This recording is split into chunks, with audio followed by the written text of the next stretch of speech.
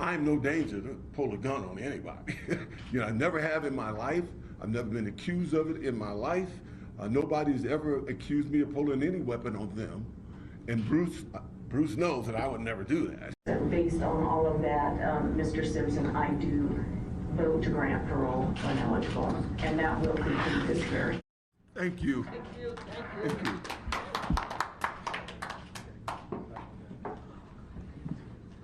While Coach Freeze served our university well in many regards during his tenure, we simply cannot accept the conduct in his personal life that we have discovered. OJ's leaving prison and Hugh Freeze is leaving Ole Miss. Two stories, two very different circumstances. We'll get into both. Welcome to SI Now. It is Friday, July 21st. I am Maggie Gray alongside Robin Lundberg. Let's start with Hugh Freeze, shall we, who resigned Thursday as the head coach of the Ole Miss football team. Freeze's tenure as the Rebels was a checkered one, as checkered off the field as it was successful on the field. The latest indiscretion involves Freeze's phone records, which include a call to an escort service that Freeze says could have been a misdial. Andy Staples is our senior college football writer. He joins me now. All right, Andy, the call to the escort service is going to get the salacious headlines, but how much trouble is Ole Miss in overall? Well, it's hard to tell. I mean, nothing changed on that front. Hugh Freeze got fired because of something personal. The call to the escort service wasn't necessarily anything in and of itself. It's a 1-minute call. You could have explained that away. But Ross Bjork, the athletic director at Ole Miss, then went through years of Hugh Freeze's phone records and found other stuff, which he says Hugh Freeze then admitted to some stuff. And that's why they fired him. And they said it has nothing to do with the NCAA case. It is all Hugh Freeze's own personal conduct. So it doesn't change anything really as far as the NCAA goes, other than put Ole Miss in the very awkward position of now having to defend Hugh Freeze to the NCAA, because they could have fired him in February and probably gotten some leniency from the NCAA by saying he did it, it's all his fault. They can't say that now because they dug their heels in for months saying, we're standing by our guy, he's on the up and up. Well, they've admitted this has nothing to do with the NCAA case. So firing him now, or forcing him out, he actually resigned, but he was going to be fired, that doesn't help them in the NCAA case. Yeah, Andy, you talk about standing by him. On Monday, AD Ross Bjork had said Freeze had the culture that is right for the university. So is this a very accelerated timeline going from supporting him to, hey, he's gone? Well, it's just like anything else. You find something fireable and you fire the guy. I mean, they hadn't found it yet. And then once they did, that's when they brought him in and said, did you do this? And he said, yeah. And they said, well, then we're done here. So they were supporting him on the NCAA stuff. This other stuff, well, they're not supporting him on that, clearly. When he says pattern of misconduct, that's what Bjork referred to it as. What does he mean by that exactly? Do you have any insight on that? We don't know yet. I'm sure all that stuff will leak out over the next few days, weeks, and months, but we're not entirely sure what that is. Nobody's gotten real specific with it. But if you extrapolate based on what the first phone call that they checked was, I think we can probably get a pretty good idea. Yeah, and from a work phone, I mean, just sloppy, Andy. It just seems a little sloppy for the head coach of a Division I football team in the SEC. Of course, you mentioned that there was a little vengeance that was part of this whole story. Former coach Houston Nutt did play a role in Freeze's downfall. What do you think Coach Nutt's motivation was here? Well, he wanted an apology. He said that Hugh Freeze engaged in some sort of smear campaign in January 2016. He was trying to save the recruiting class of 2016. And what Nutt accuses Freeze of is calling reporters and telling them, hey, this NCAA notice of allegations that's coming out, it's not stuff that happened under my watch. It's mostly stuff that happened under Houston's watch. Well, that got back to Nutt, and he got very mad about it. So he asked for an apology. He did not get one. He decided to sue. In the process of preparing the lawsuit, his attorneys requested through public records a 6-day window of Hugh Freeze's phone records. Hugh Freeze actually had the opportunity to redact any personal calls. He could have redacted this call. He probably just had no idea it was on there. But it's the most SEC of all ironies that Houston Nutt brings about the downfall of Hugh Freeze using an open records request to get his phone records. Because if you remember, Houston Nutt was the coach at Arkansas in 2007 when a fan used open records laws to get Houston Nutt's phone records, which included lots of texts and calls to a woman who wasn't his wife. That was used later in 2007 to help push Houston Nutt out of Arkansas. And where did he wind up a few days later? As the head coach of Ole Miss. Yeah, for sure. You know, it's just a little interesting. Call me a cynic, but some of the things that Houston Nutt, some of the things that Coach Nutt was accusing Coach Freeze of, like being one person in the public and being another person in private, or, you know, claiming to have a deep, you know, religious faith and then not backing it up with his actions, things like that. Doesn't every college football coach, especially in the South, kind of operate under some sort of what they're like in public and what they're like in private? Well, I mean, look, we as a society swallow this stuff hook, line, and sinker in every walk of life. Isn't it always the family values politician that's the freakiest behind closed doors? And this is pretty par for the course. The louder you bang that drum about being holier than thou, the more likely it is everybody's going to pile on when we find out you were doing something that doesn't match the public image you were trying to portray. Yeah, and of course, Andy, I remember you and I together on our first NFL draft show when the Laramie Tunsil video dropped. And Hugh Freeze then also accused of giving money to Laramie Tunsil's family. And what's crazy is none of that stuff resulted in anything. I know. That didn't result in any NCAA accusations. They went and found some other stuff, but nothing from the Tunsil thing on draft night actually resulted in anything. It was just the greatest video of all time. That's all the claim that it gets. He looked so happy. He did look so happy. Meanwhile, Andy, really fast, coaches who could now take over that Ole Miss program, obviously too late to hire someone at this point, but who do you think could bring the Rebels back to respectability? I don't know, and it's going to be hard to tell who's going to wind up wanting this job because we don't know what the NCAA is going to do to them yet. We should have a better idea probably November or December what the NCAA is going to do, but I can't see a lot of bigger name coaches wanting this job without knowing what's going to happen. So we'll see if they can get the NCAA process done before coach firing season starts in late November. You know, Matt Luke is the interim coach. He's an Ole Miss alum. He was the O-line coach. He was already kind of a rising star in the coaching business. So if he does a good job, he may get a chance to keep it permanently. But as far as the rest of the candidate pool, it's going to be hard to tell until we know what the NCAA is going to do to them, who's going to want the job. But we do know they pay well. So that should help beef it up a little bit. Thanks, Andy. Appreciate your time this morning on this story. Yeah, no problem. We don't have a specific name for Ole Miss yet, but the biggest name NBA free agent still on the market, Derrick Rose, reportedly drawing some interest from big-name teams, mainly the Cavs and Lakers. Yeah. Maggie, does D-Rose make sense for either? Cavs, I can see more than Lakers. Cavs needed a backup point guard for Kyrie Irving. This was what LeBron James wanted all of last year. Darren Williams was not the answer to that trivia question by any stretch. And I think that Rose being able to give them some scoring off the bench just with the second unit, though, only with the second unit, because if he's out there with LeBron and Kyrie, I see him taking shots away from those two, which I think will lead to just not good things. And I don't think that's what the Cavaliers would want. As a second unit, though, I like it. Plus, I don't think Derrick Rose is going to all of a sudden leave town without telling anybody like he did to the Knicks when LeBron James is on your team. The Cavs are collecting a nice assortment of point guards who could be playing in China at this moment. I mean, they had Darren Williams, who might as well have been playing with a giant fork stuck out of his back in the finals there. Jose Calderon comes on board. I could see the fit for Derrick Rose in the sense where when LeBron is not on the floor and Kyrie is not on the floor, he could provide some scoring punch. Because one thing he still does good is drive in a straight line. He has tunnel vision, but he can get to the hoop. The problem is there aren't many of those minutes in the postseason, and I really don't see a fit playing off of LeBron and Kyrie because he's not a spot-up shooter. Then there's the Lakers, which would just be an absolute terrible catastrophe. idea.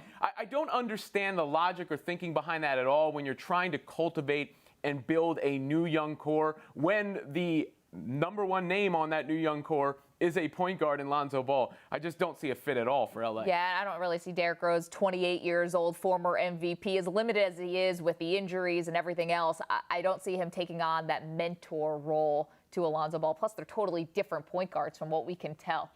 Meanwhile, after 9 years in a Nevada prison, O.J. Simpson was granted parole on Thursday. He could be released as soon as October 1st.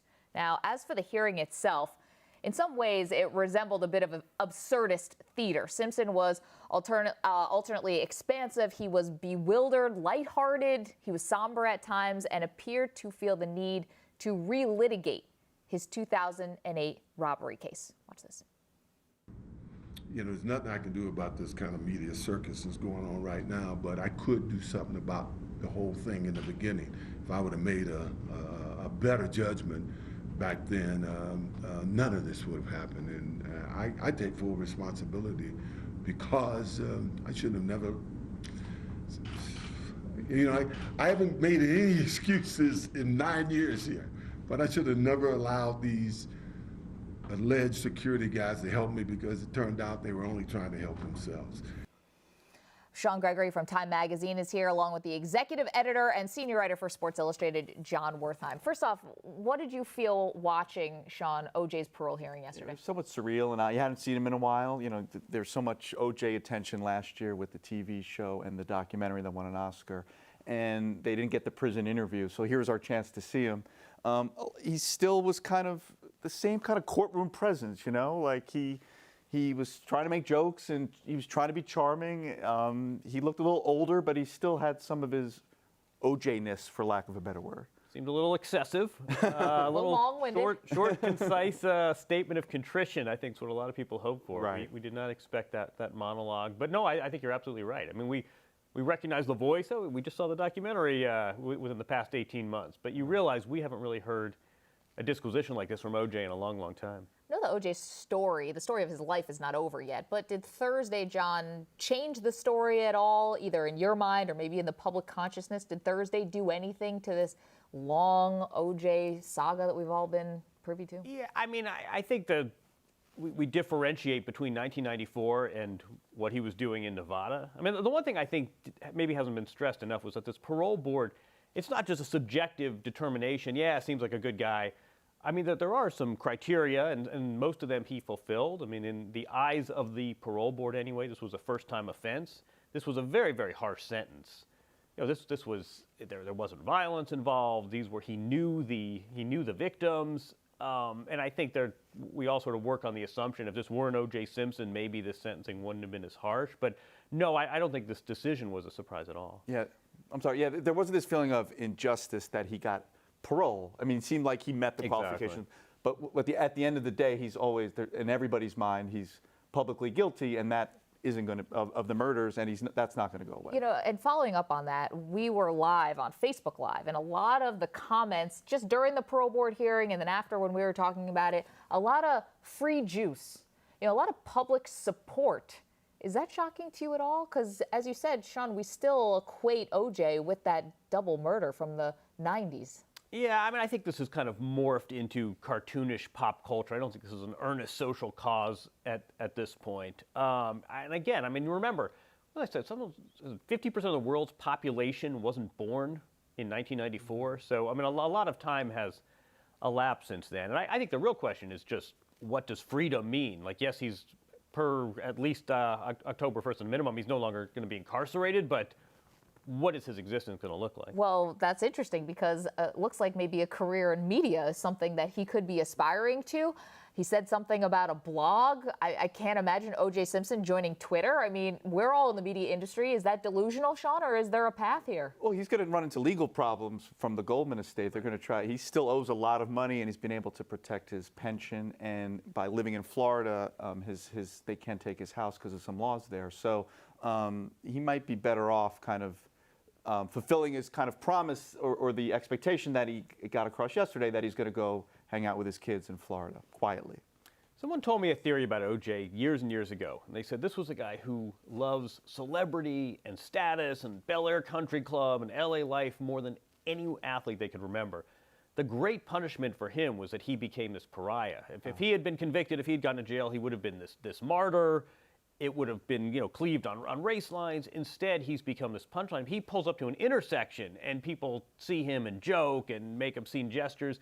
that's the biggest punishment. So I think, look, he has First Amendment rights. No one will forbid him from having a Twitter account. But I think this has really moved from a cultural, social issue into kind of a punchline. I wonder if he would be trying to get back some of that spotlight that maybe he craves so much. We certainly saw him at the parole hearing using that time, knowing that there was an audience and using every second of it.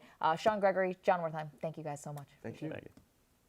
We know the reason OJ was in prison was due to armed robbery for memorabilia. And believe it or not, memorabilia could be a business Simpson returns to on release. Joining me to discuss is autograph and memorabilia expert for the History Channel's Pawn Stars and autograph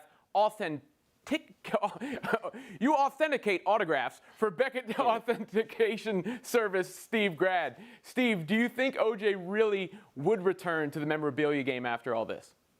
Well, he will at some time. You know, he's going to take some time to get settled in October once he gets his feet wet. I will tell you, he'll be back at it because it's a viable way for him to make money. But, you know, he can't really go out and set up at card shows. I can't have him as a guest at these big shows they host all over the country, in New York and Houston and Chicago. There's just no way he's going to be able to do that. But what O.J. Simpson will be able to do is do signings, and he's going to be able to do it under the table, and he's going to be able to do it for cash. And there's going to be guys lining up that are going to be able to pay OJ to sign stuff. But the one thing I kind of go to in all this is that it might work for a while, but I'm not sure the marketplace is going to be able to absorb that much OJ memorabilia. And let's keep in mind, he signed plenty through the years. And through the years, have certified probably 2,000 or 3,000 O.J. Simpson pieces myself. So his autograph is out there. It's quite plentiful. And the other thing, it's really not worth a lot of money. I mean, we're looking at a guy whose signature on a photograph is worth about $40 to $60. So he doesn't have a lot of value right now. And you have a whole, group of people who don't want a signature. And then you have people that actually do want it. They're kind of interested by this guy. The other thing that could work for OJ if this worked out, and I know the state of Florida has different laws in terms of keeping some money, is the photo op opportunity. And this is something that's become huge through the years, is taking photos with celebrities. So instead of going to a show where they appear and paying for the autograph, people just go and pay to get a photo with them. And these could run anywhere from $100 to $200 to $300. It's a whole market within itself. Did what happened yesterday change the value of his memorabilia at all?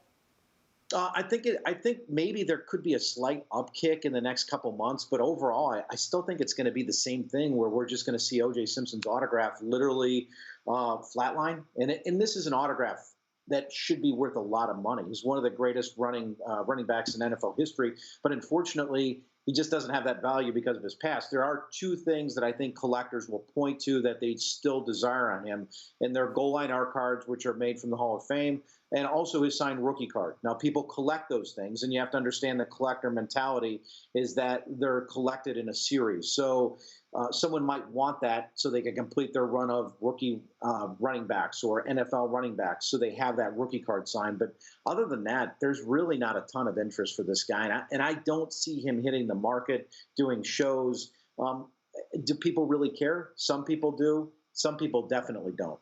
We know he has little margin for error, of course, after everything that's gone on. Is everything OJ could do on this market legal? Well, you bring that up. I think the money under the table isn't legal, but how's he going to get caught? I mean, it's a cash deal.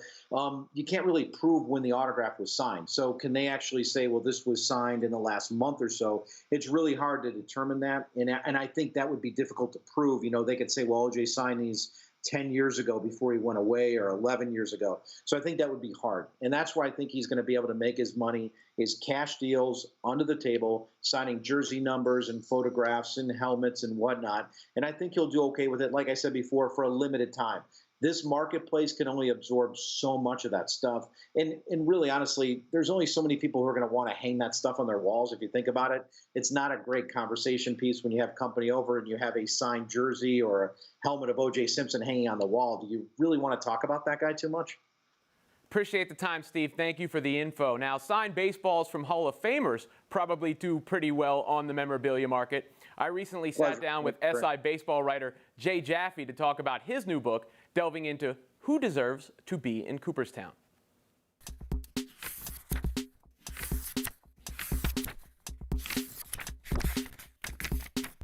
Jay Jaffe, baseball writer for SI.com, has a new book, the Cooperstown Casebook, Who's in the Baseball Hall of Fame, Who Should Be In, and Who Should Pack Their Plaques. You cover all 220 players currently in Cooperstown and some possible other candidates. This is about getting the right guys who are in and maybe who shouldn't be in. And you have a system called JAWS, which is your take on wins above replacement. How exactly does that work? Okay, what it does is it focuses not just on a player's career value, but also his peak value, which I define as a player's best 7 seasons. When you look at guys like Sandy Koufax and Hank Greenberg and even Pedro Martinez, they're not there because they hit 500 home runs or won 300 games. They're there for the amazing impact they had over a short period of time. So I weight those two things equally, and by doing that, I think you get better answers than if you're just going by career totals. Now, if you're speaking of those answers, who is the first player you would remove personally from the Hall of Fame? Well, there's an outfielder from the 1880s and 1890s named Tommy McCarthy who played in 2 bygone leagues. His stats just don't measure up at all. He's in the Hall of Fame sort of as a pioneer. He was a key innovator in perfecting the hit and run and the outfield trap. When I looked at all the major league players who were in the Hall of Fame, I did try to find the reasons why they got in and try to gain an appreciation for them. Even while saying these are not the best choices they could have made. But I think it's important to recognize what they did do. Now we can snatch their plaques. Who's the first person that you would put in as a replacement? Well, aside from the current candidates, I think the one that I'm really focused on is Dick Allen. Outstanding slugger in the 60s and 70s, kind of a problem child, had some issues with alcohol, was kind of mismanaged early in his career in terms of being sent to Arkansas, the first black player in professional baseball in Arkansas, at a time when they just weren't prepared for that.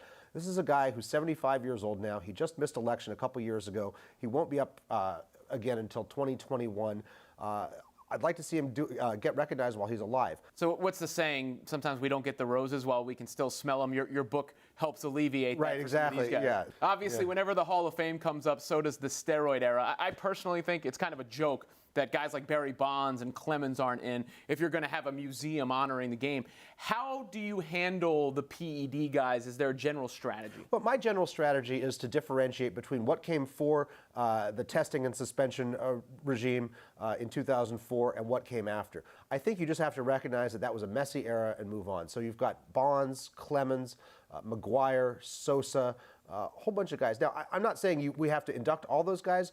If I had my way, I would just throw my hands up and say, just vote on them, warts and all. But I think this is sort of a middle-of-the-road strategy that, fortunately, it's actually gotten some adherence. Are you worried your book is too good, that it solves all the issues, and then there's going to be nothing to argue about? Oh, man, I don't make any claim to be settling debates here. I mean, every baseball fan has a view about the Hall of Fame, and they bring a passion to those debates. I hope that this informs those debates. I don't think it's going to end any of them. But I'm glad that I've found an issue that people really care about in baseball, and hopefully this is a renewable resource that I'll be able to keep addressing in further books. Congratulations on the book, Jay, and thank you for the time. Thank you. This is SI Now's Weekend Drive presented by Toyota. Let's go places. First, we'll head to Cowboys Stadium for a different kind of football. The U.S. men's national team will take the pitch in the Gold Cup semifinals against Costa Rica. Neither team has tasted defeat in the tournament, and U.S. goalie Tim Howard knows that Los Ticos will be a tough opponent. We know they're a tough opponent for us. They always play us difficult. They'll be ready for it. The last time we played them, they beat us pretty well. So we know that if we beat them on Saturday, we get to a final, so it's important for us. The last time these two teams met, it was a World Cup qualifier, and Costa Rica won 4-0. However, in their 7 all-time Gold Cup matches, the U.S. is 6-0-1. Next, we travel to the United Kingdom for the Open Championship. Jordan Spieth has the momentum and hopes to capture his first major since 2015. Spieth admitted that his lack of success has been due to poor putting. I've been putting in a lot of work with the putting and trying to get it back to the confidence that I've had the last couple years. It's just been the one thing that's been off this year. My ball striking has been better than any years that I've ever played golf. It's been about capitalizing. Which is frustrating, considering I'm used to seeing the ball go in, and then I'm hitting it in tighter, but it hasn't been going in. After missing the cut for a second consecutive year at the U.S. Open, Spieth is off to the right track at Royal Birkdale. Lastly, we take you to the coast of Cape Town, South Africa, to see the most decorated Olympic athlete race a shark. Michael Phelps is staying out of the pool and diving into the deep waters to go toe to fin with a great white shark. Here's Phelps sharing his experiences with the aquatic carnivore. I had one experience where one basically came directly at me and her nose was in the cage. That was wild. But just seeing sort of how fast they can move and how fast they can switch directions on a dime, it's unbelievable. I mean, there's a reason why they're on the top of the food chain. We'll see if the 23-time gold medalist can add King of the Ocean to his resume. And that's what's in store for this weekend. Because we are so curious about this Michael Phelps racing a shark, we've made Phelps our adrenaline performer. It is presented by Toyota. Let's go places. Robin, will you watch the greatest Olympian of all time, an American hero, race a shark? You know what? If it appears in front of me, I will definitely watch it because I'm very interested to see. You know, it would forever answer my question on whether if I'm riding a wave or something, I can actually beat the shark to shore. Instead, I can work on my self-defense techniques like raking its gills or poking it in the eyes. My follow-up to you, though, is do you think Ryan Lochte has already said he's beaten a shark?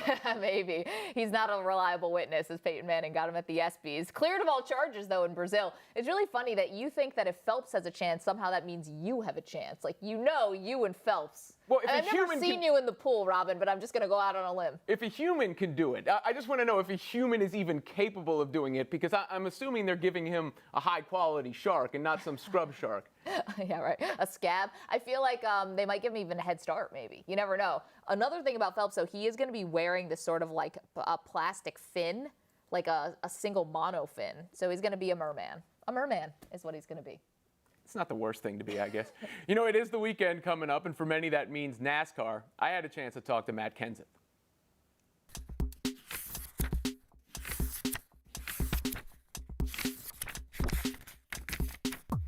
The race for the NASCAR playoffs heats up this weekend at the Indianapolis Motor Speedway with the running of the Brickyard 400. To preview the race, we're joined by Matt Kenseth from the Joe Gibbs Racing Shop in Huntersville, North Carolina. Kenseth drives the number 20 Toyota Camry. He's brought to us by Toyota. Let's go places. Matt, you had the best finish at the Brickyard last season, your best finish, coming in second. What's your approach this season as you try to take the checkered flag? Yeah, I was going to say it wasn't the best finish last year, but it was our best finish. So, yeah, I mean, that's a track everybody wants to win at. It's a very historic, venue and racetrack. So I think when you think of racing, you think of Daytona, and then I think of Indy second. Some people the other way around, but that's the way I look at it. So one of the biggest races of the year. It's certainly one you always want to go try to win. Speaking of the best finish, Kyle Busch is going for the three-peat. Is he the driver to beat? I guess. But honestly, it's really competitive right now. You don't know who the guy is going to be to beat on Sunday when you get into the race. But certainly Kyle's been really, really strong, really hard to beat. Not just at Indy, but he's obviously one of the guys to beat everywhere. And you're not worried about just one guy out there. There's been a lot of questions about your future and what car you'll be driving next year. Some reports that Jimmy Johnson and Dale Earnhardt might be lobbying Hendrick Motorsports to bring you onto the team. Any truth to those reports? I don't know about that. To be honest with you, if they are, they haven't shared that with me. So, right now we're just really focused on this Tide Pods Camry and going out to Indy this weekend and trying to get a win, trying to get in the playoffs. We have great cars over here. I feel like we're on the upswing right now, and we need to take advantage of that, start getting some finishes, hopefully get a win, get into the playoffs and try to race for a championship this year. And not really that concerned about next year at this point. Another driver did make a determination about his future. Dale Earnhardt Jr. announced his retirement following the 2017 season. Where do you rank him all-time amongst drivers? All-time, ever? Man, that's pretty tough. I think, Dale Jr. is a great race car driver. I spent a lot of time racing against him. We went racing in the Xfinity Series together. He won 2 straight championships. We moved up to Cup the same year together, raced for Rookie of the Year. He's won a lot of races, been the most popular driver for years and years and years. So, certainly, Dale Earnhardt Jr. will have a great legacy in the sport. NASCAR does have a new president in Brent Duar. What's one change you'd like to see to the sport? I think they should change the president. I'm just kidding. I don't know. I don't really know Brent that well.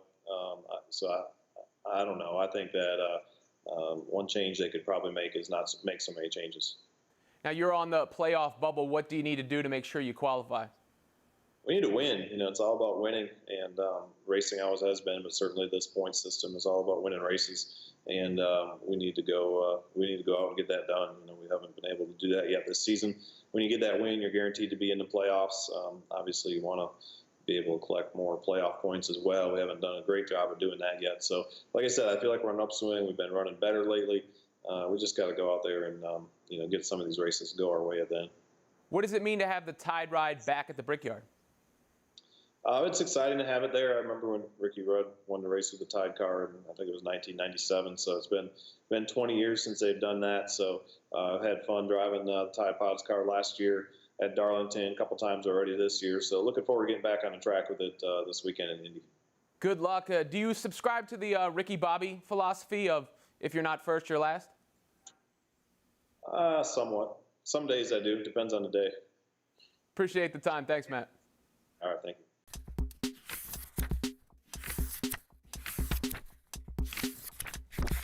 Nice. You got a half smile there for the Ricky Bobby quote.